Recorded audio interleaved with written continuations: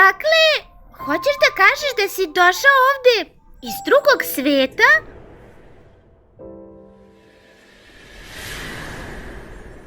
Ali kada si hteo da odeš u sledeći svet, put ti je blokirala neka nepoznata boginja?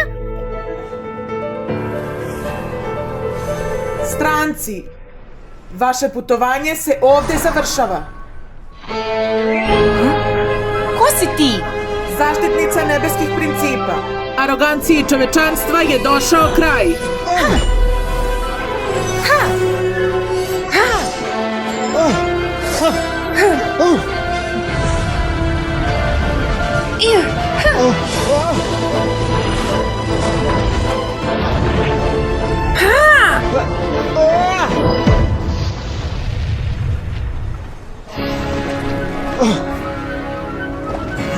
Lumina!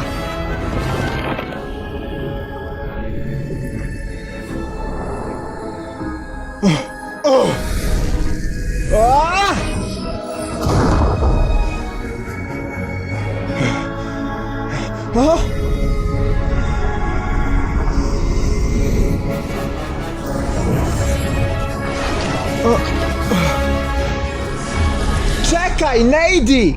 Vrati mi sestru! I tek tako, boginja mi je uzela sestru. Bacila je neku kletvu na mene i izgubio sam moći.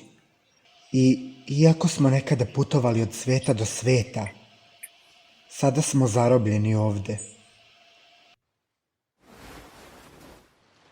Pre koliko je godina to bilo, ne znam. Ali nameravam da saznam. Kada sam se probudio, bio sam sam, dok nisam sreo tebe pre 2 meseca.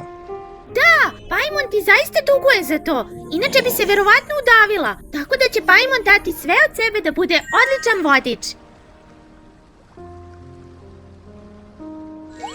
Trebalo bi da krenemo, hajmo ovuda.